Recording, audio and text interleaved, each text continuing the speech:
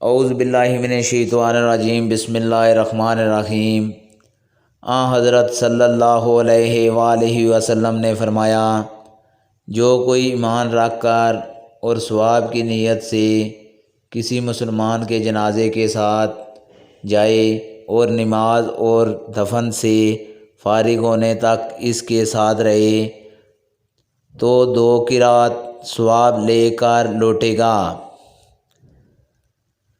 ہر قرات اتنا بڑا ہوگا جیسے احد کا پہاڑ، اور جو شخص جنازے پر نماز پڑھ کر دفن سے پہلے لوٹ جائے تو وہ 1 قرات ثواب لے کر لوٹے گا۔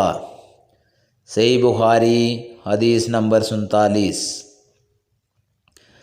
حضرت صلی اللہ علیہ وآلہ وسلم نے فرمایا کہ مسلمان کو گالی دینے سے آدمی فاسق ہو جاتا ہے اور مسلمان سے لڑنا کفر ہے۔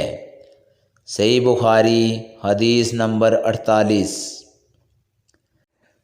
حضرت صلی اللہ علیہ وآلہ وسلم اپنے حجرے سے نکلے، لوگوں کو شب قدر بتانا چاہتے تھے، وہ کون سی رات ہے۔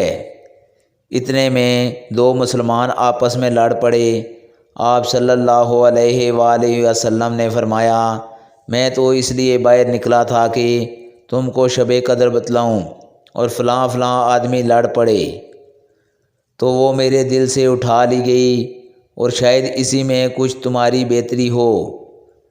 تو اب ایسا کرو کہ شب قدر کو رمضان کی 27ویں، 29ویں اور 25ویں رات میں ڈھونڈا کرو۔